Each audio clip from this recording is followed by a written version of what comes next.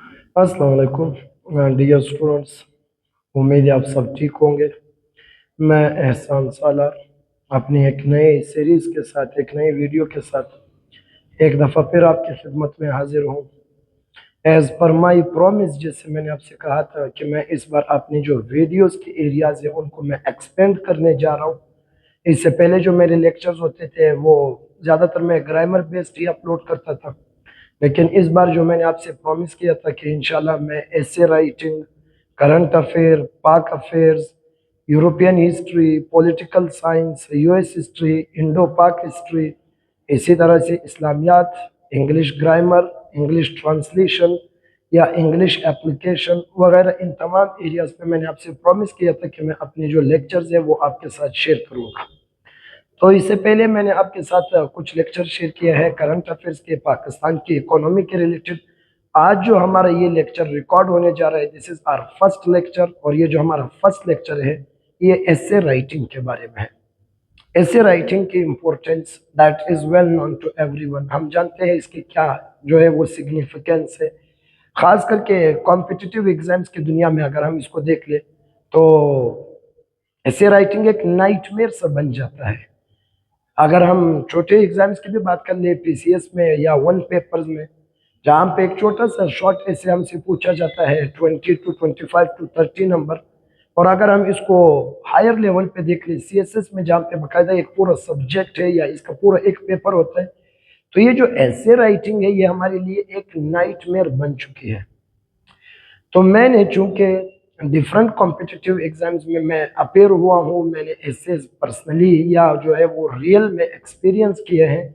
अल्हम्दुलिल्लाह कि मेरा पीसीएस में ऐसे पास हुआ था, लेक्चरर में मेरा ऐसे पास हुआ है, इसी तरह से तहसीलदार में जो है मैंने ऐसे पास किया है, इसी तरह अल्हम्दुलिल्लाह बाकी जितने भी मेरे ऐसे एवोल्यूशन है तो वो अल्हम्दुलिल्लाह उसके काफ़ी जो है वो प्रोफाउंड रिमार्क्स अभी तक आए हैं। तो अब वो बच्चे जो कि यहाँ पे ट्रेडिशनल क्लासेस में, चूंकि मैं ऐसे पढ़ाता हूँ, ऑनलाइन भी मैं इसके क्लासेस लेता हूँ, but still there are students they don't have access to any of the mentioned process. तो क्यों ना उनके साथ यूट्यूब या सोशल मीडिया के प्लेटफॉर्म से जो है उनके साथ लेक्चर शेयर किए जा सके, ताकि वो लोग भी इससे फ़ायदा उठा लें। तो ये हमारा फर्स्ट लेक्चर जो है वो रिकॉर्ड होने जा रहा है। इंशाल्लाह इसका मैं बाकायदा प्लेलिस्ट बनाऊंगा। ऐसे राइटिंग में मैं आपको ऐसे राइटिंग लिखने का जो स्ट्रक्चर है, डिफरेंट टाइप्स ऑफ ऐसे का जो स्ट्रक्चर है, एक्सपोजिटरी या डिस्क्रिप्टिव जिसको हम कहते हैं, आर्गुमेंटेटिव ऐसे, इसी तरह से परसुएसिव ऐसे, या इमेजिनेटिव, रिफ्लेक्टिव, फिलोसफिकल, प्रोवर्बियल ऐसे, तो इंशाल्लाह मेरी ये कोशिश रहेगी कि मैं इन तमाम टाइप्स ऑफ एसेस पे आपके साथ डिटेल्ड लेक्चर्स जो है वो शेयर करूँ। उसमें मैंने आपको ऐसे राइटिंग का स्ट्रक्चर बताना है, उसमें मैंने आपको ऐसे राइटिंग में जो उसका एक्सप्रेशन बिल्डिंग है वो मैंने आपको बताना है। अलोंग विद एक्सप्रेशन बिल्डिंग आपने कंटेंट कहाँ से उठाना है ऐसे को लिखने के लिए। तो ये जो सारी मेरे पर्सनल जो एक्सपीरियंस है वो मैं आपके साथ इंशाल्लाह इस सीरीज में शेयर करूंगा, इस उम्मीद के साथ कि आप लोगों को कुछ यहाँ से सीखने को मिल जाए और आप एक ऐसे लिख सके या एक ऐसे के थ्रू से अपने कोई पेपर है उसको पास कर सके। ठीक है। So without wasting time, this was just few sentences introductory. हम आएंगे अपनी बात की तरफ कि आज हमने ऐसे राइटिंग की बात शुरू करना है। ये जो मेरे ऐसे है इसमें मैं दोनों लेवल के एसेज आपको पढ़ाऊंगा, सीएसएस लेवल की कि जो कि आपने एक 100 नंबर का जो है वो पेपर अटेम्प्ट करना है, और पीसीएस लेवल की जहाँ पे 400 टू 500 वर्ड का एक शॉर्ट एसे लिखा जाता है, कैसे लिखना है उसी पे बात करेंगे। सबसे पहले एसे पे थोड़ी सी बात करते हैं कि व्हाट एक्चुअली इज एसे है। अनफॉर्चुनेटली कि हमारे पास यहाँ पे जो बेसिक अंडरस्टैंडिंग है वो एसे की जो है वो क्लियर नहीं है। तो ऐसे राइटिंग पे मैं आपसे इतनी बात कर लूँ कि ये जो है आपको जब भी कोई टॉपिक दिया जाता है पीसीएस में या सीएसएस में, तो आपने अपने ओपिनियन पे जो है वो एक टॉपिक लिखना है कि कोई भी टॉपिक आपको दिया गया है, गिवन टॉपिक है, और आपने अपना ओपिनियन उसी टॉपिक पे अपने एग्जामिनर को बताना है, जिसमें वो आपकी 5 एरियाज को चेक करता है। वो आपकी ग्रामर चेक करता है, ग्रामर के साथ वो आपके एक्सप्रेशन चेक करता है, उसके बाद वो यूनिटी चेक करता है, उसके बाद वो कंटेंट चेक करता है। ये जो 5 एरियाज है वो आपकी ऐसे राइटिंग में चेक होती है। ठीक है। तो ये कोई ऐसी बात नहीं है कि इसमें मैं अपने आप से कुछ नहीं लिख सकता हूं, मैं बिल्कुल लिख सकता हूं। क्यों? क्योंकि ये मेरा पर्सनल जो ओपिनियन है। अब मैं ऐसे एग्जाम में बैठ गया, मैं वहां पे राइटर बन गया, किसी भी टॉपिक पे मैं क्या सोचता हूँ, मेरा क्या ख्याल है, मुझे उस टॉपिक पे अगर बात करना पड़ जाए लिखने में या बोलने में, तो मैं उस टॉपिक को कैसे जो है वो अटेम्प्ट करूंगा। आपके सामने मैं एक एग्जाम्पल लिख लेता हूँ, ठीक है। एक एग्जाम्पल लेट सपोज आपके पास आ जाए कि economic problems of Pakistan, economic problems of Pakistan, let suppose ये एक इससे आ गए हमारे पास। अब यहाँ पे एग्जाम में दो बंदे बैठे हैं और दोनों बंदे इस ऐसे को बिल्कुल 180 डिग्री से जो है वो चेंज अटेम्प्ट करते हैं। लेट सपोज पर्सन ए है, उसने क्या लिखा है पाकिस्तान के इकोनॉमिक प्रॉब्लम्स के बारे में। उसने कहा जी पाकिस्तान के इकोनॉमिक प्रॉब्लम्स में सबसे बड़ा जो प्रॉब्लम है वो हमारे पास है फिस्कल डेफिसिट, फिस्कल डेफिसिट।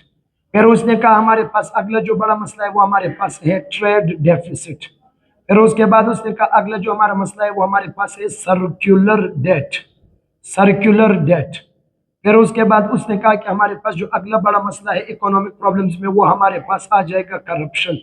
फिर उसके बाद उसने कहा अगला जो बड़ा मसला है वो हमारे पास आ जाएगा ट्रेड डेफिसिट। ट्रेड डेफिसिट के साथ उसने कहा कि अगला जो हमारे पास मसला है इकोनॉमिक प्रॉब्लम्स में, उसने कहा कि जी लो रेमिटेंसेस, हमारी जो रेमिटेंसेस है वो बहुत कम है। तो इसने ये प्रॉब्लम्स कर दिया। इकोनॉमिक प्रॉब्लम्स पे उसने बात कर दिया, ऑस्टेरिटी मेयर्स किया उसने बात कर दिया, करप्शन की, सर्कुलर डेट की, इसी तरह से फिस्कल डेफिसिट की बात कर दिया। तो एक बच्चे ने ऐसे को इस अंदाज में अटेम्प्ट किया, उसने ये एरियाज कहा, उसने कहा कि पाकिस्तान की इकोनॉमिक प्रॉब्लम्स ये है। लेकिन यहाँ पर एक और बंदा भी है जो कि हमारे पास है पर्सन बी। पर्सन बी भी यही ऐसे को अटेम्प्ट करता है, यही ऐसे को अटेम्प्ट करता है। मिसाल के तौर पर ऐसे हमारे पास है इकोनॉमिक प्रॉब्लम्स या उनका सोल्यूशन, कि उनके सोल्यूशंस क्या है। तो उसको कहा जाता है कि अब वो बच्चा कहता है कि पाकिस्तान की इकोनॉमी को अपलिफ्ट कैसे करना है, तो वो इसको बिल्कुल अपोजिट करके क्या बोलेगा, फिस्कल डेफिसिट है, फिस्कल डेफिसिट को खत्म करो। ट्रेड डेफिसिट है, ट्रेड डेफिसिट को खत्म कर दो। सर्कुलर डेट है, सर्कुलर डेट को खत्म कर दो। करप्शन है, करप्शन को खत्म कर दो। ट्रेड डेफिसिट है, ट्रेड डेफिसिट को खत्म करो। इंपोर्ट कम कर दो, एक्सपोर्ट ज्यादा कर दो। रेमिटेंसेज है, रेमिटेंसेज को ज्यादा कर दो। तो अब बच्चे ने कहा कि जी ऐसे लेट सपोज यही है, यही ऐसे बस उसमें ये आ गए कि जी solutions to the economic problems of Pakistan, solutions to the economic problems of Pakistan. तो एक बच्चे ने ऐसे में ये कहा कि जी ट्रेड डेफिसिट है, फिस्कल डेफिसिट है, इसी तरह से करप्शन है, इसी तरह से रेमिटेंसेज है, सर्कुलर डेट है, इन चीजों को अगर खत्म किया जाए तो वो बच्चे कहता है कि जी पाकिस्तान की इकोनॉमिक प्रॉब्लम्स रिजॉल्व हो सकते हैं। लेकिन यहाँ पे एक और पर्सन है और वो भी यही ऐसे अटेम्प्ट कर रहे हैं solutions to the economic problems of Pakistan, लेकिन उसका एरिया बिल्कुल चेंज है। वो क्या कहता है कि जी पाकिस्तान में कोई फिस्कल ट्रेड डेफिसिट की अब वो बात नहीं करता है। वो कहता है पाकिस्तान को चाहिए कि वो अपना ब्लू इकोनॉमी पे काम करे, पाकिस्तान को अपनी ब्लू इकोनॉमी पे काम करनी चाहिए, कि पाकिस्तान के पास काफी ज्यादा पोटेंशियल है ब्लू इकोनॉमी के सेक्टर को लेकर के। 500 अरब डॉलर का जो है वो यहाँ पे हमारे पास ऑलमोस्ट पोटेंशियल है। लेकिन 500 बिलियन डॉलर तो बहुत दूर की बात है, हम तो 50 मिलियन डॉलर भी यहाँ से नहीं ले रहे। तो वो बच्चा कहता है कि ब्लू इकोनॉमी पे पाकिस्तान को काम करना चाहिए ताकि वो अपनी इकोनॉमिक प्रॉब्लम्स को रिजॉल्व करे। एक बच्चे ने कहा कि हमें लाइव स्टॉक सेक्टर पे काम करना चाहिए, जो हमारे पास लाइव स्टॉक है इस सेक्टर पे हमें काम करना चाहिए। क्यों? क्योंकि पाकिस्तान के पंजाब की अगर हम बात करें तो ये न्यूजीलैंड का केस स्टडी हम यहाँ से उठा सकते हैं। न्यूजीलैंड की केस स्टडी को देखा जाए तो लाइव स्टॉक सेक्टर में वो अपनी जीडीपी का 10% जो है वो लाइव स्टॉक से कमाते हैं। पाकिस्तान में भी सेम इतनी ही लाइव स्टॉक की सेक्टर की पोटेंशियल है, तो पाकिस्तान को चाहिए कि वो लाइव स्टॉक सेक्टर से फायदा उठाए। अगले बच्चे ने कहा कि जी, उसी बच्चे ने कहा कि पाकिस्तान को अपनी डिजिटलाइजेशन पे काम करना चाहिए। डिजिटलाइजेशन मतलब बैंकिंग सेक्टर पे इसको काम करना चाहिए, अपनी बैंकिंग सेक्टर को चाहिए कि वो इम्प्रूव कर ले। अगले बच्चे ने कहा कि पाकिस्तान को चाहिए कि वो ग्लोबल वार्मिंग या क्लाइमेट चेंज के जो इश्यूज है उनको काउंटर कर दे, तो पाकिस्तान की इकोनॉमी हल वो का मसला वो हल हो सकता है। क्योंकि हर दफा पाकिस्तान में जो हमारे पास डिजास्टर्स है या फ्लड्स है, ग्लोबल वार्मिंग की जो रिजल्ट है वो हमारी इकोनॉमी को श्रिंक कर देते हैं, वो हमारी मुल्क में फूड इनसिक्योरिटी, सप्लाई चेन और फूड स्कार्सिटी लाते हैं। ओवरऑल वो हमारी एग्रीकल्चर सेक्टर को मुतासर कर देते हैं, इंफ्रास्ट्रक्चर को खराब कर देता है। इसी तरह से वो हमारी जो लोगों की लाइफ स्टैंडर्ड लिविंग है उनको वो लो कर देता है। पाकिस्तान में 2022 के सैलाब में पाकिस्तान ने तकरीबन 35 अरब डॉलर का जो है वो नुकसान यहाँ से उठाया। तो वो कहता है कि पाकिस्तान को चाहिए कि वो ग्लोबल वार्मिंग के सेक्टर पे काम करे, ग्लोबल वार्मिंग का मसला खत्म करे। अगले बच्चे ने कहा कि पाकिस्तान को चाहिए कि वो जो नेचुरल रिसोर्सेज है, नेचुरल रिसोर्सेज, इसी बच्चे ने कहा नेचुरल रिसोर्सेज की एक्सट्रैक्शन पे काम करना चाहिए। इसी बच्चे ने कहा कि जी पाकिस्तान को नेचुरल रिसोर्सेज के अलावा कोई भी, अब वो इस तरह की बात दे सकता है कि ब्लू इकोनॉमी है, लाइफ स्टॉक है, डिजिटलाइजेशन है, इसी तरह से ग्लोबल वार्मिंग के जो मसले हैं, नेचुरल थ्रेट्स है, इसी तरह से अपनी सिक्योरिटी के जो इश्यूज है, सिक्योरिटी के इश्यूज को रिजॉल्व कर दे। इसी तरह से जो पॉलिटिकल इंस्टेबिलिटी है इसको खत्म कर दो, क्योंकि ये पॉलिटिकल इंस्टेबिलिटी, इसको हम लोग कहते हैं सिम्बियोटिक। सिम्बियोटिक मतलब अगर पॉलिटिकल स्टेबिलिटी होगी तो इकोनॉमिक स्टेबिलिटी होगी, और अगर पॉलिटिकल स्टेबिलिटी नहीं है तो फिर इकोनॉमिक स्टेबिलिटी भी नहीं। तो जो हमारे पास पॉलिटिकल इंस्टेबिलिटी है इसको जो है वो खत्म कर ले। अब एक ही ऐसे है, लेकिन अब एक ऐसे के जरा आउटलाइन देखिए, एक दूसरे के बिल्कुल अपोजिट में है ना।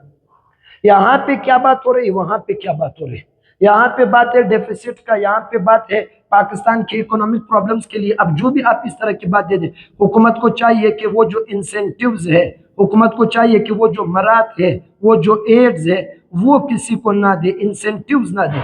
इसी तरह से हुकूमत को ऑस्टेरिटी मेयर्स पे काम करना चाहिए, अपने अखराजात हुकूमत को कम करने चाहिए। अब एक ऐसे की आउटलाइन देख ले और दूसरे ऐसे की आउटलाइन देख ले, या उसमें कंटेंट देखे, दोनों में जमीन और आसमान का फर्क है। लेकिन आप बच्चे को अगर एक्सप्रेशन, स्ट्रक्चर ये पता हो, लैंग्वेज पता हो, तो याद रखना पे एग्जामिनर के पास ऐसे जाएगा। अगर इसने सही लिखा हो, बातें तो बिल्कुल ठीक है, इसने सही लिखा है तो इस बंदे का ऐसे भी पास है, इसने सही लिखा है तो इस बंदे का ऐसे भी पास है, दोनों का ऐसे पास हो जाएगा। क्यों? क्योंकि this is about my personal opinion. मेरा जो पर्सनल ओपिनियन है वो डिफरेंट है, मेरे साथ जो लड़का बैठा है उसका जो पर्सनल ओपिनियन है दैट इज कंप्लीटली ऑपोजिट। एक ही टॉपिक को अब देखिए दो कंप्लीट एरियाज के साथ हमने जो है वो अटेम्प्ट कर दिया। तो जो ऐसे राइटिंग है इसमें क्या होता है कि आपकी जो पर्सनल ओपिनियन है, जो भी टॉपिक आपको दिया जाए उस पर आपसे वही टॉपिक मांगा जाता है कि आप बताओ इस टॉपिक पे व्हाट आर योर अंडरस्टैंडिंग। आप इस टॉपिक पे अगर बात करना चाहो, लिखना चाहो, तो आप इसको कैसे अटेम्प्ट करेंगे। यहां तक चूंकि हमारी बात हो गई, तो अब हम लोग आते हैं अपनी एसे राइटिंग के स्ट्रक्चर पे, बहुत सॉरी कंपोनेंट्स पे बात करते हैं कि हमारी एसे राइटिंग में कितने कंपोनेंट्स हैं। तो बच्चे याद रखना, किसी भी एसे में, ये मैं आपको स्टैंडर्ड रूल्स बता रहा हूं, जब एसे चेक होता है तो वो किस हिसाब से चेक होता है। किसी भी एसे में 5 कंपोनेंट्स होते हैं। सबसे पहला जो कंपोनेंट है वो आपके पास है एसे का स्ट्रक्चर, ये है एसे का स्ट्रक्चर। उसके बाद जो दूसरा कंपोनेंट है वो आपके पास आ जाएगा कंटेंट, कंटेंट आ जाएगा। उसके बाद अगला जो कंपोनेंट है वो ग्रामर या लैंग्वेज आ जाएगा, ग्रामर या लैंग्वेज आ जाएगा।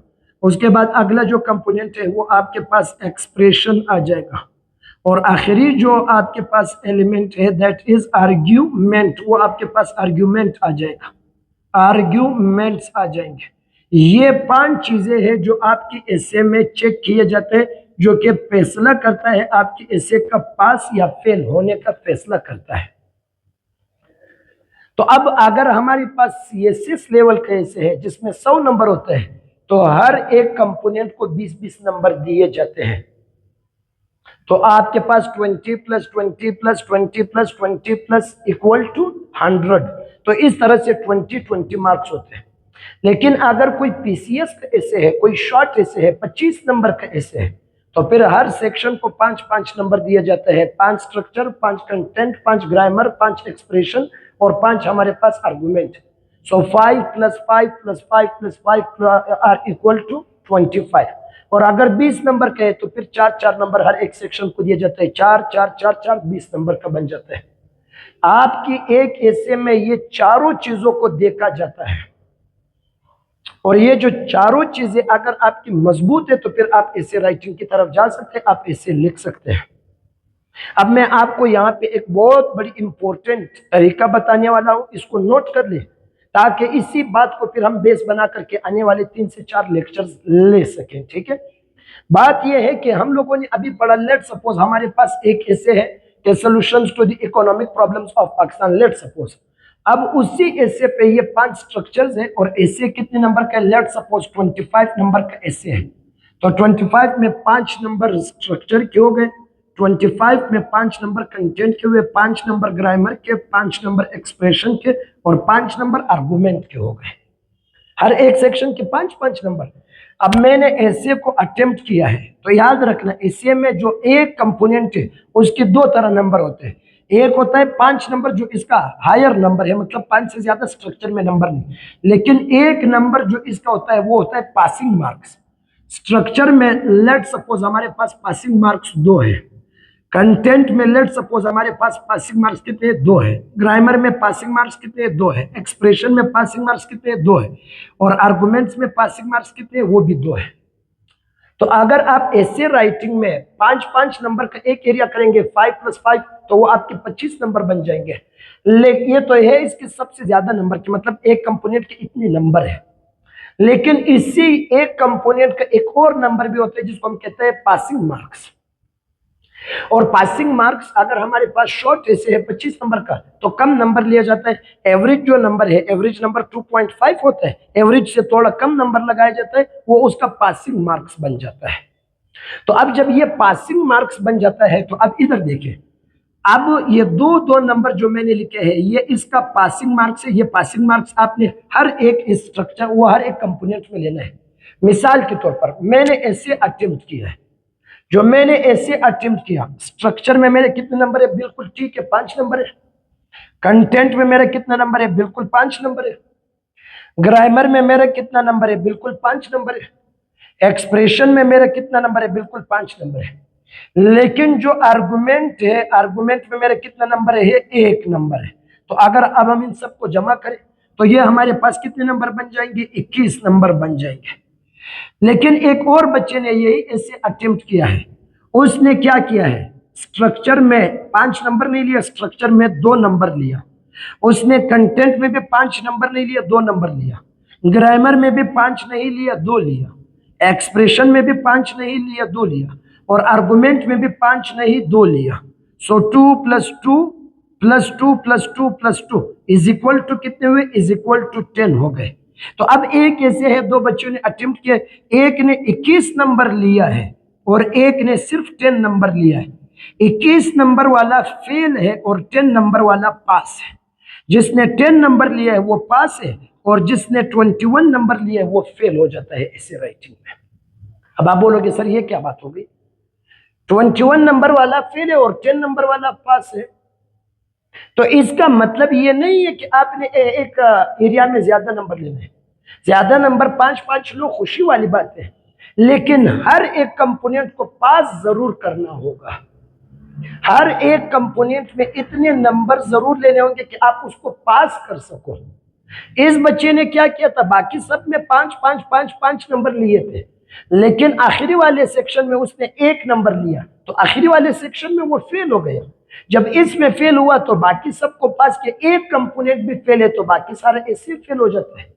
लेकिन दूसरे बच्चे ने कोई 5-5 नंबर नहीं लिया, 2 + 2 + 2 + 2 + 2 इक्वल टू 10 नंबर लिया। लेकिन उसने क्या किया, ऐसे के तमाम जो कंपोनेंट्स है उनको पास किया, तो 10 नंबर ऐसे वाला बंदा पास है और 21 नंबर वाला जो ऐसे उसने 21 मार्क्स ऑब्टेन किए, ऑन द अदर हैंड वही बंदा फेल हो जाता है। अब इस बात से मैं समझाना क्या चाहता हूं, ये बात मैंने आपको बताया क्यों। ये हमारा मसला होता है कि हम जब ऐसे राइटिंग के सेक्शन में आ जाते हैं ना, कहीं पे कोई क्लास लेते हैं या टीचर के साथ या बुक के साथ पढ़ते हैं, तो हम इन 5 एरियाज को एक साथ फोकस नहीं करते हैं। 5 में से हम एक एरिया को होल्ड कर लेते हैं। इंक्लूडिंग में मेरा जो सब्जेक्ट है इंग्लिश है। अब कोई बच्चा टीचर के पास जाए और उस टीचर का सब्जेक्ट इंग्लिश है तो हम उसको लैंग्वेज में ही बस घुमा फिरा करके बात खत्म करवा देते हैं। बस लैंग्वेज में ऐसे राइटिंग शुरू हो गए, इसी स्टेटमेंट पे बात खत्म कर लेते हैं। ये सिंपल सेंटेंस है, ये कंपाउंड है, इधर पंक्चुएशन ये लगाओ, इधर पंक्चुएशन ये मत लगाओ, इधर कैपिटलाइजेशन करो, इधर जो है वो सिंपल सेंटेंस लिख दो, इधर कम्प्लेक्स लिख दो। जो 2 महीने का 3 महीने का सेशन होता है उसमें सिर्फ यही बातें होती है, आखिर में बस एक छोटा सा ऐसे लिख करके बात को हम लोग खत्म कर देते हैं। एक जनरल साइंस वाले बच्चे के पास अगर हम लोग जाते हैं, एक तो सोशल साइंस, एक तो जनरल साइंस के पास, तो जनरल साइंस वाला टीचर या किताब हमें फिर क्या कर देता है, कंटेंट के पीछे लगा देता है, कंटेंट पे काम करो, कंटेंट नहीं है तो ऐसे नहीं लिख सकते। दूसरा कहता है नहीं अगर ग्रामर नहीं है तो ऐसे नहीं लिख सकते। अगला कहता है एक्सप्रेशन नहीं। तो हम 1-2 एरिया को फोकस करते हैं at the expense of other area, दूसरी एरिया के एक्सपेंस पे हम उसको फोकस करते हैं। और by the way this is not a wise approach. ऐसे राइटिंग में वाइज अप्रोच ये है कि आप तमाम सेक्शंस को इक्वली फोकस करोगे, तब जाकर के आपका ऐसे पास हो सकता है। अदरवाइज बाकी चारों एरियाज आपके बहुत ज्यादा इम्बोल्डन्ड है, you are weak at one section, your essay can not be pass. अब इसी बात से मैं आपको यह समझाना चाहता था कि हम लोग अब सिर्फ ये नहीं है, ये एक कॉमन सा पैराडॉक्स रहा है हमारी सोसाइटी का। अब एक बंदा है ऐसे का स्ट्रक्चर, तो बच्चे को आकर के बस 1.5 महीने में सिर्फ स्ट्रक्चर ही हम लोग पढ़ाते हैं। स्ट्रक्चर में तीसरी स्टेटमेंट इधर करो, नहीं तीसरी स्टेटमेंट इधर मत करो, तीसरी स्टेटमेंट ऐसा लिखो, नहीं ऐसा मत लिखो, आउटलाइन को 1 2 3 के हिसाब से करो, नहीं ईबीसी के हिसाब से करो, नहीं रोमन के हिसाब से करो, नहीं बुलेट फॉर्म के साथ करो, आउटलाइन सेंटेंस के फॉर्म में करो, नहीं फ्रेज के फॉर्म में करो। स्ट्रक्चर में ही इतना टाइम हम गुजार लेते हैं कि हमें बाकी ऐसे के सेक्शन पर काम करने को मौका ही नहीं मिलता है। और बच्चे ये कोई वाइज अप्रोच नहीं है, this is the standard of ऐसे कि एक ऐसे चेक होता है, एक ऐसे की एवल्यूएशन होती है, तो उसमें इन तमाम एरियाज को देखा जाता है, इन तमाम एरियाज को फोकस किया जाता है।